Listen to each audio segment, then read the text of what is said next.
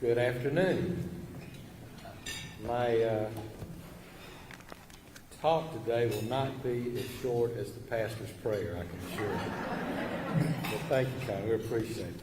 Yes, it is good to see everyone. And, I appreciate you coming out. Happy New Year to you. It's been a good year. We've got a lot of ground to cover today.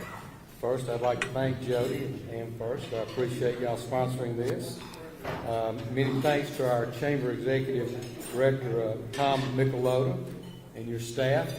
They just do a wonderful job. The Chamber's special to us. We love cutting ribbons with them, and we've cut a lot of ribbons over the last couple of years as well. And I've had the privilege of working in this city for 50 years, and hands down, we've got the best employees in the world. It's just amazing what they do. They keep our city safe and clean and healthy, where our families can live, work, and play.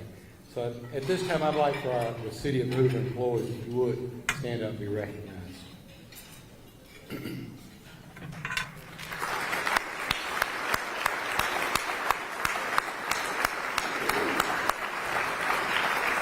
Thank you.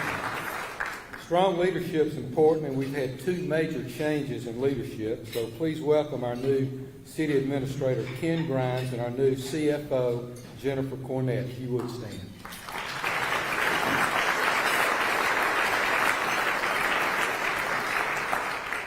And I see many board members and volunteers that, you take on the challenge every day of doing the job for free for us.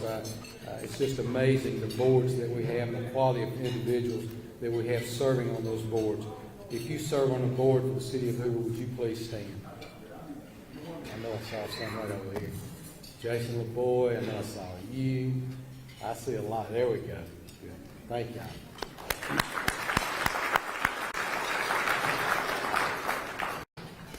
And we enjoy a great quality of life in Hoover, and we couldn't do it without the help and dedication of our City Council. I'm so grateful to work with a wonderful City Council. Steve, I appreciate you being here. And then all the elected officials that you were able to meet just a few minutes ago.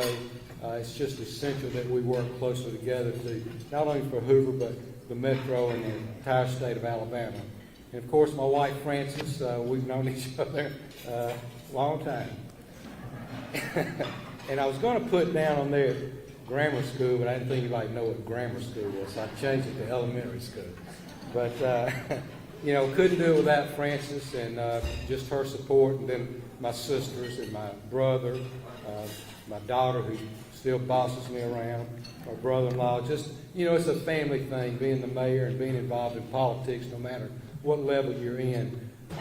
It's just important to have the support of your family, and I'm grateful for them.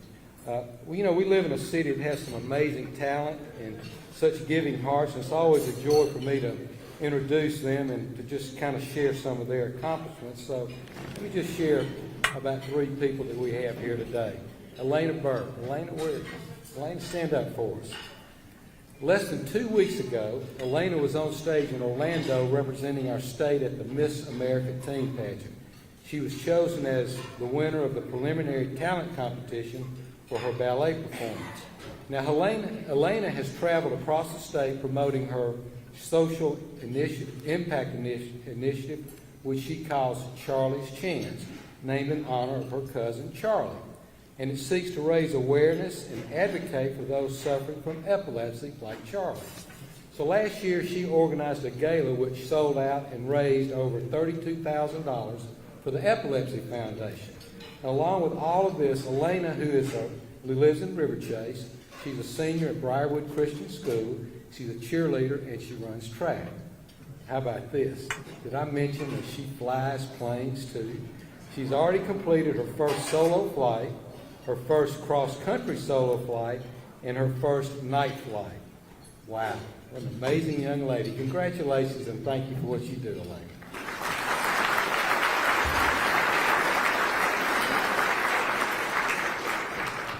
Nikki Harley. Nikki, stand up for us. Wow, Nikki. Last August, Nikki completed an incredible feat. Over the course of 47 days, 1,865 miles, she ran from the border of Mexico through 6 U.S. states to the border of Canada. In the process, she raised more than $10,000 for food banks across Alabama and some Midwestern states that she ran through. Nikki will tell you that in the beginning, when a friend approached her about the idea, she really didn't want to do this. But she changed her mind. However, as with everything, challenges almost stopped her from getting started. She fell ill 4 days before the event started, and she was plagued with constant foot injuries. And get this, the good friend that convinced her to make the journey dropped out. He didn't do it, leaving her to make it all by herself. Well, she persevered and accomplished her goal and said it was the best trip that she ever done, and it really changed her life. I bet it was, Nikki. Your story of dedication, perseverance, and triumph is truly inspiring to all of us. Congratulations on such a spectacular accomplishment.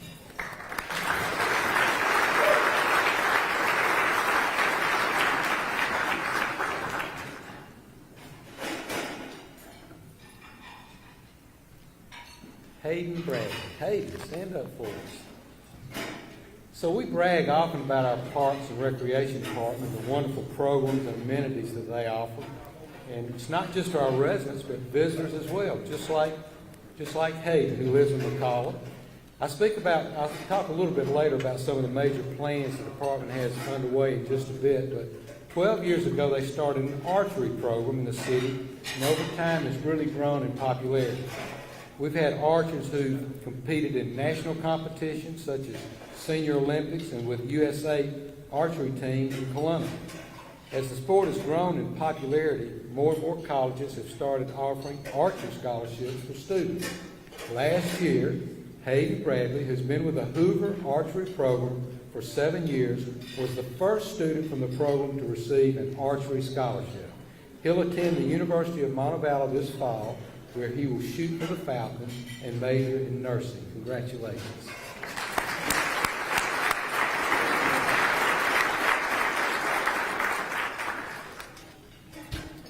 If anyone were to ask what we like about our city, it probably wouldn't be a hard question. 4 ways. Our livability, 4 ways. Our livability, our innovation, our diversity, and our perspective. Let's start with livability. Livability is important because it's the standard people use to decide if they want to live in a particular community. It affects their quality of life.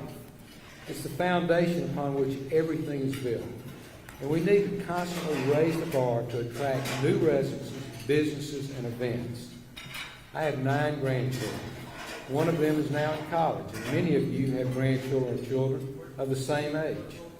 When they complete college or begin their careers, they'll search for a place where they want to live, build their career, and start a family.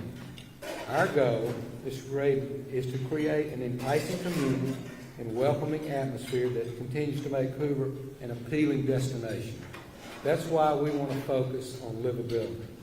Hoover has always had a strong livability factor, and it continues to do so. In fact, we issued over 357 single-family home permits last year. That shows people want to live here.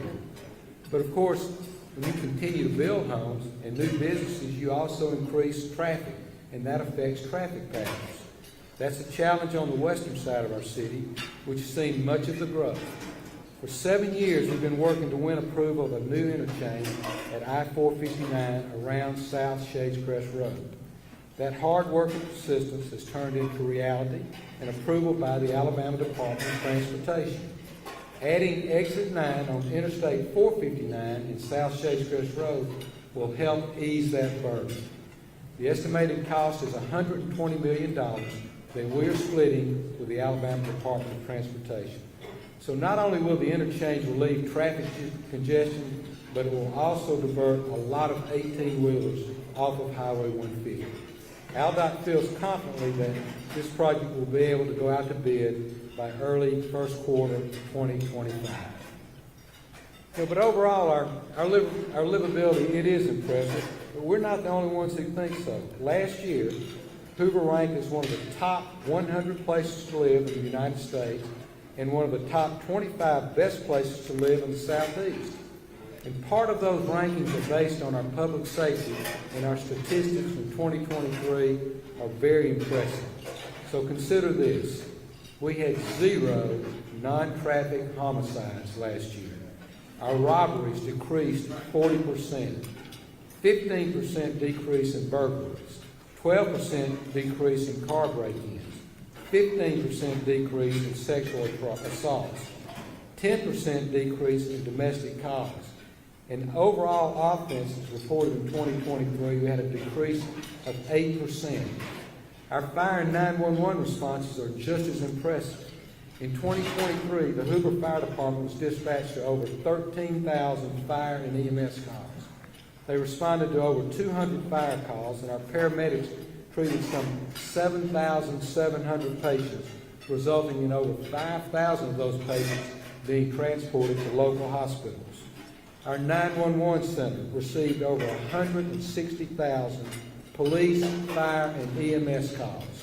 They dispatched nearly 130,000 calls for service. And listen to this. They made and received 1.4 million radio transmissions to the police, fire, and EMS units. Many of those conversations resulted in life-saving measures. Chief Durst, Chief Bentley, and Director Moore, please stand. We'd like to recognize you.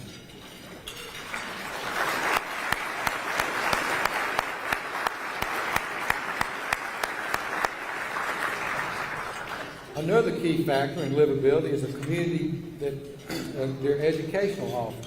Hoover consistently earns high marks, not just throughout the state, but throughout the country.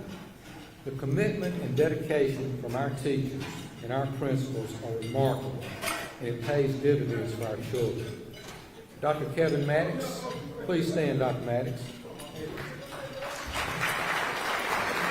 Thank you so much for being here today, and we know you're going to do really wonderful things in the school system. We've had a lot of opportunities to speak, and I appreciate your motivation and coming to Hoover. I think you're going to love it. We look forward to working with you and doing everything we can to make you successful and our school system successful. Thank you very much. And so when it comes to livability, recreation opportunities as well as green spaces rank very, very high. In Hoover, we are proud to offer both. Last year, our city was ranked as the fittest place in Alabama.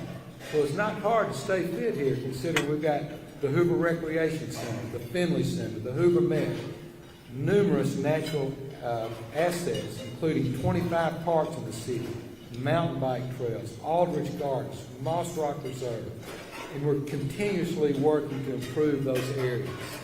For example, last year we partnered with the Hoover City Schools and the Hoover Park and Rec Department on a $9 million upgrade that will add new artificial turf on the varsity baseball and softball fields at both Hoover and Spain Park High Schools. Additionally, we're working to add artificial turf at 7 of our ball fields. Work has already begun on Hoover East and Hoover Central. And as the popularity grows with pickleball, we're working to meet the demand of more courts. We again partnered with our school system to create 6 pickleball courts at Simmons Middle School and 8 new courts that are coming online at Veterans Park this March. And as part of that project, a new outdoor fitness court and a new cross-country course opened at Spain Park last year. I want to give a special thanks to Shelby County and Blue Cross Blue Shield of Alabama for their partnership on those projects. Thank you very much. We continue to work on our Park and Public Spaces Comprehensive Plan in tandem with Signature Homes. This public-private partnership will allow us to catalog all of our recreational amenities for the purpose of sharing those with our citizens. The recreational opportunities we have, and we want to be able to market those so our citizens will know exactly what's out there, and it will draw other people to our city as well. A huge element of the plan is building a trail system in our city that can connect our neighborhoods and reorient ourselves to one of our greatest natural assets, and that's the Cahaba River. The Cahaba River, we see increasing its usage in creating blueways and green trails, and it's an opportunity for connectivity with Shelby and Jefferson County. Lastly, we recognize having a strong outdoor recreation system is key to attracting talent. As such, Another large part of the plan focuses on programming and park improvements. We cannot rest on our laurels, though. We must continue to improve our programs and assets because the population, both young and old, they desire these things. Another way Hoover differentiates itself is through innovation. Innovation in STEM-based jobs represent our city's future. For years, our economy relied heavily on the retail sector, and that remains a key component. But diversifying our economy ensures that jobs are here for our children and our grandchildren for generations to come.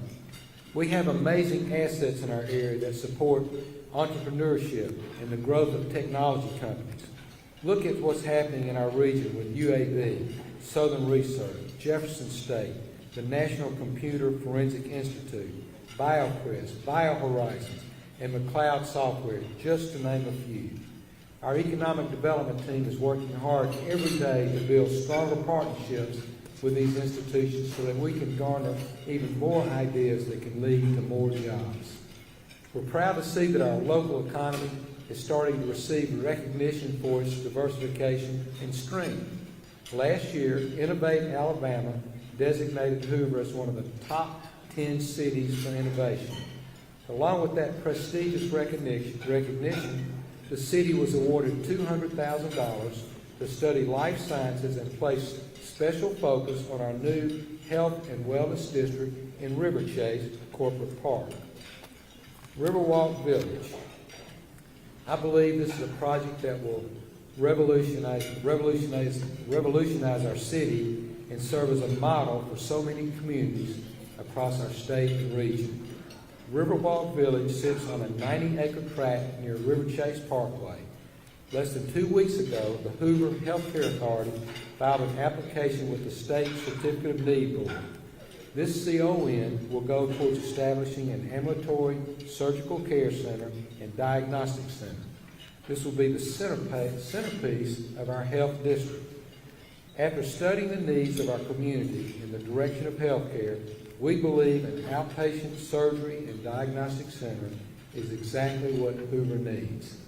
It will sit against the scenic backdrop of the Cahaba River, and the overall Riverwalk Village will include medical offices, commercial, retail, and residential units blended into trails and green spaces, making the beauty of River Chase, or maintaining the beauty of River Chase.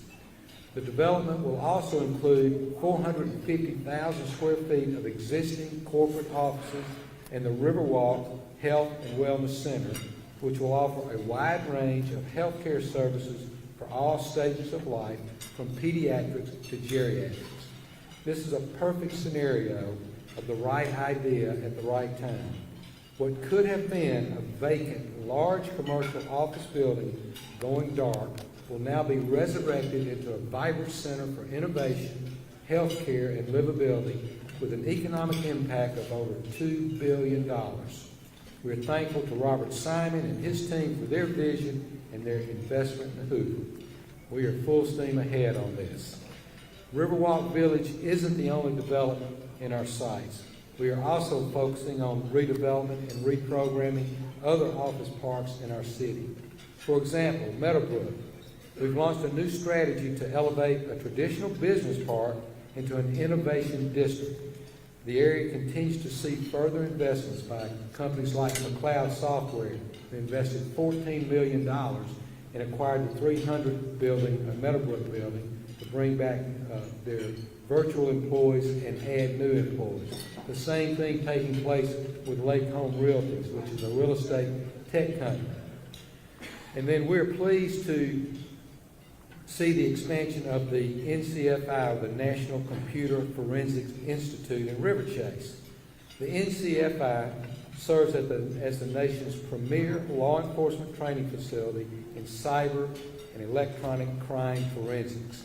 Every year, more than 5,000 state and local law enforcement officials made up of judges and prosecutors and Secret Service agents, they come to Hoover, Alabama, to learn how to investigate cybercrime and how to present and decipher that evidence in court.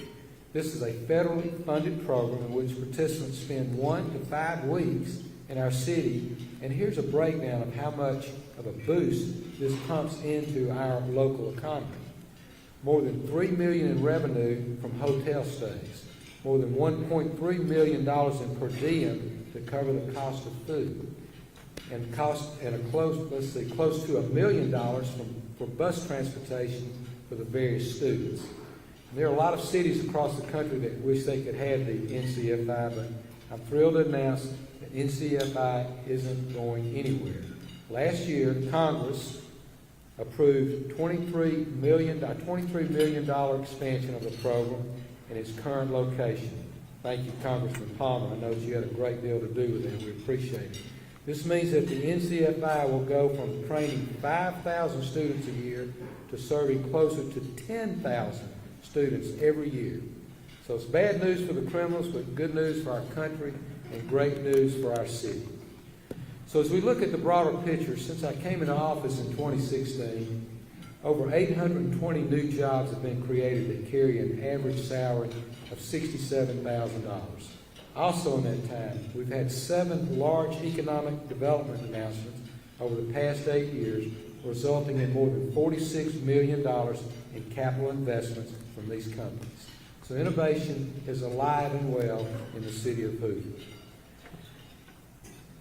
If we look around, it's not hard to see that innovators and entrepreneurs strive in diversity. And I venture to say that diversity in our city is alive and well. Listen to this.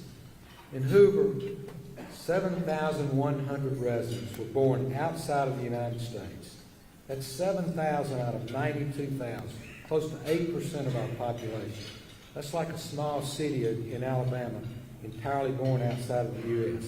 And that's something that far and away differentiates us from many cities around us. Last year, we issued over 960 new business licenses. And what we regularly see are entrepreneurs of minority backgrounds who are taking leaps of faith and opening businesses in Hoover. That speaks volumes about our city and the welcoming attitude. Entrepreneurs recognize that, and it causes them to want to set up shop in Hoover, Alabama. During the year, I get to visit all sorts of organizations and festivals and spend time, and it really reflects the world around us. And if you speak with our school officials, they'll tell you somewhere between 35 and 40 different languages are spoken every day in our classroom. Imagine the education our students get, not just from a textbook, but from friends they sit with at lunch or play with on the soccer field. Our schools are often underappreciated because of the size and the socioeconomic differences. They're often compared to other schools that quite often don't feature the amazing socioeconomic diversity that we have. Still, last year, for the second straight year, Hoover students showed growth in performance in state English, math, and science assessment since COVID. And just last month, it was announced that 15 Hoover schools, 15 out of the 16 schools, earned an A on the 2023 state report card issued by the Alabama Department of Education. Those are accomplishments and so many more that give us reasons not only to celebrate, but to tout the beautiful diversity of our city. At the start of this new year, as we reflect and celebrate our accomplishments, it's important to grasp a new and different perspective. We often get judged by the people we surround ourselves with, but what I want everyone to understand is that Hoover's a little different than the other cities that you may spend your time in. Hoover's not just another suburb. As I just mentioned, we're different in our diversity. We're different in the size of our school system. We're different in our economic impact on the state. We're different in that we host national events like the SEC baseball tournament, and the Regions golf tournament. We're an economic engine with almost 100,000 people living in our city. Our benchmarks should be cities with similar characteristics and demographics. I mentioned livability earlier, but when we think of Hoover, I don't want us to think about our neighbors, but rather our peers. Cities like Franklin, Tennessee, Alpharetta, Georgia, Scottsdale, Arizona. Those are cities that we're looking to model ourselves after. Our economic development team was recently in Alpharetta learning about their newly constructed city center. while we were there, Alfredo wanted to know all about the Hoover Met complex, and we were happy to tell him about it. The Hoover Met welcomed over 713,000 visitors this past year. These visitors included participants, shoppers. They contributed to our economy of over $91 million. The Met extended their contract with Perfect Game Baseball last year, a program that generated an estimated $25 million in economic impact. We're working on a $17 million facelift to the Met to keep the stadium fresh. As you know, we've hosted the SEC baseball tournament for 25 years, and we want to be able to continue to host that event for many years to come. So we're working with the SEC to address things they feel will enhance the stadium. All of these facts are great to share about the Met complex, but it's hard to do so and not talk about the surrounding communities that are sprouting up all around. Communities like Knox Square, and a little farther down Highway 150, the Everly community, which features multi-generational housing, walkable retail shops, and restaurants along with playgrounds, recreational amenities, and more, all in one community. East Hoover along Highway 280 continues to see new banks and restaurants and young professionals making their home there. Cahaba Point and Windsor along Highway 280 and 119 with commercial and residential units are scheduled to open up soon. We have several hotels going up in the area, close to the Met and to the Galleria, along with new entertainment and dining options. Our city is booming, and it's setting us apart from our neighbors and positioning us to be a leader among our peer cities. So as I close, it's not enough to talk about these things. We must see ourselves as the leader that we are. A few years ago, I asked our city council to be bold. Not only have they been bold, they have been strategic and wise. I'm grateful to see who we are and where we are. I'm very excited to see where we are going. Thank you very much.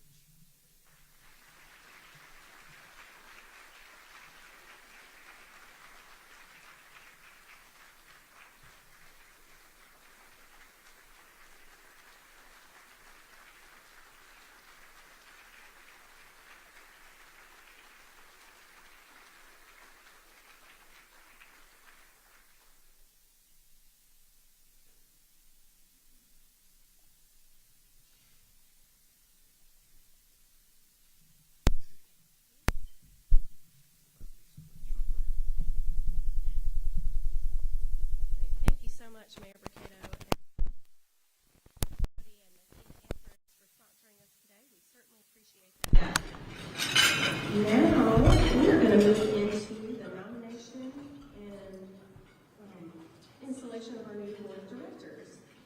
So I am pleased to announce the list of board of directors for the 2024 board and executive board as recommended by the nominating committee. So I'm going to call your name. I'll come up here. The executive board, our 2024 chair, Rowan Corbin-Bernal. First vice chair, Kimberly Jackson.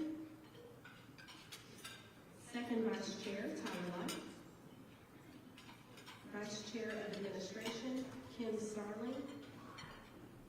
Vice chair of finance, Keith Barfield.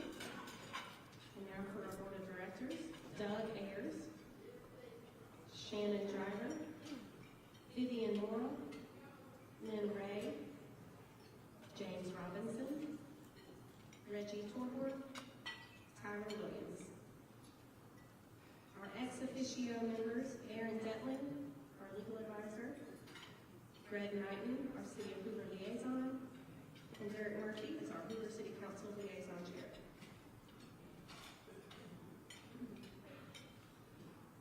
Pursuant to the bylaws of the Chamber, I hereby notify the Chamber members here today in good standing that we have a quorum to vote to confirm the Chamber Board and Executive Board for 2024. Names of other members placed in nomination from the floor for the election of officers and board now. Hearing no names, I I hereby nominate for approval as of today, January 24th, 2024, the board slate as they have just been introduced. All chamber members in favor say aye. Aye. Opposed? Thank you so much. Please welcome the 2024 Board of Directors for the Hoover Area Chamber of Commerce.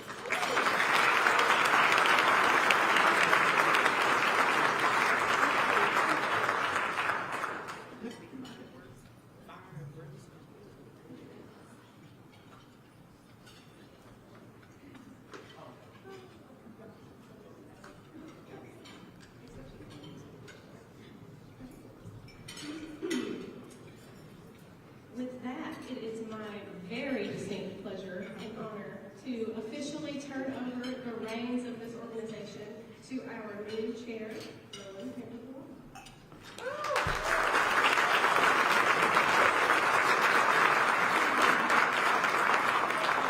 Thank you. April, don't go too far now. Ladies and gentlemen, on behalf of the entire Board of Directors, ambassadors, staff, and the entire membership, I would like to sincerely appreciate the services of Ms. April DeLuca for the past few years. We have a special presentation for our sweet outgoing chair.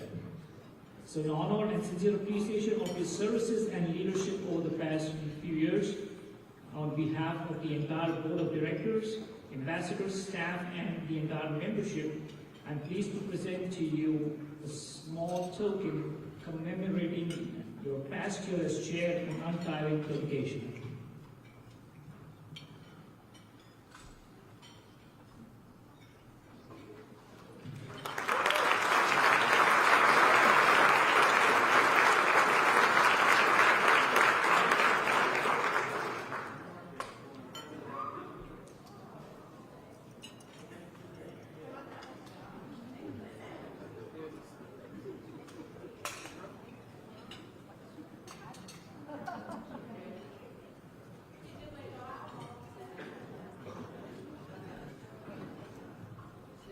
Good afternoon, everybody. As you all heard, my name is Rowan, and I'm truly honored and humbled to be a board chair for 2024. I would like to acknowledge and thank our board members for not only placing their trust in me, but also for their time, knowledge, hard work to dedicate to the chamber. When you serve with great leaders, movers, and visionaries, work becomes fun, and I'm very happy and excited to work with such an elite group of leaders. Thank you, board, and I look forward to working with you all. For those who do not know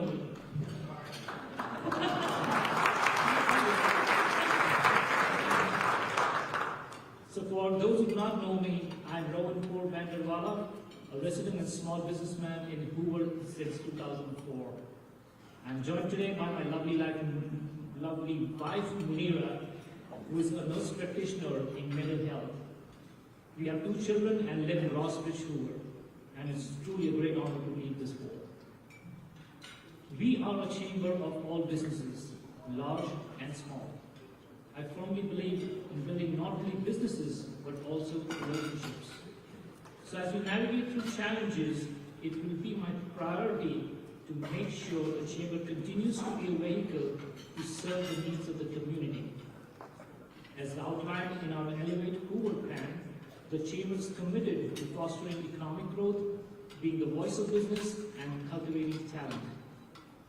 It's where we support small and large businesses, ensure a strong pro-business climate, build some consensus, and shape our community.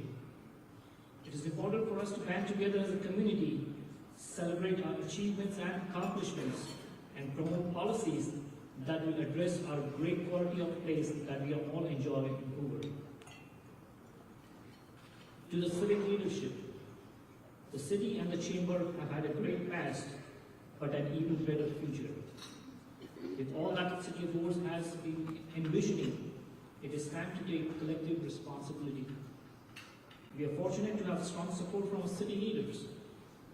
So whatever initiatives either the city or the chamber take, the beneficiary remains the same, namely the businesses in the city of Hoover. So let's continue to grow the city and the local businesses. We are in this together. To the members of the Chamber, we do not take your membership for granted. Words can replace actions. The Chamber is committed to work to help our local businesses, to provide enhanced value and help businesses prosper.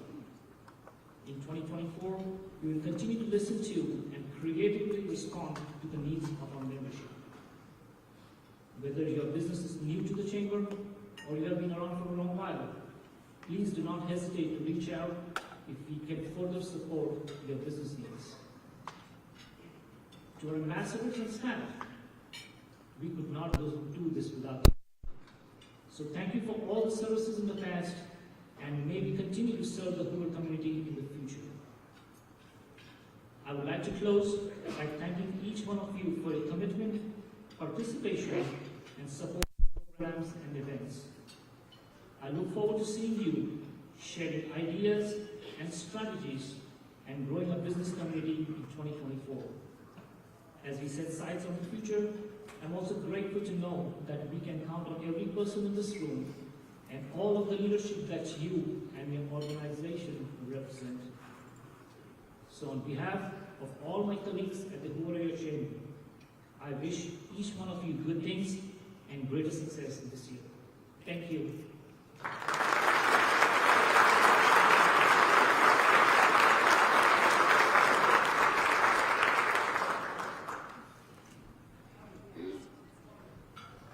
Oh, bro, you forgot the most important.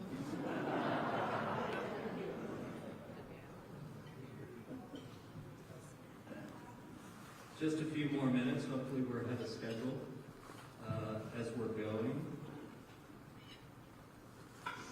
Couple of quick things, then we'll recognize some of our new members. In my opening remarks, as I was recognizing folks, and I'm going to apologize in advance, when I was at the back, I noticed our former representative, Paul DeMarco. So Paul, stand up. I'm sorry, I forgot.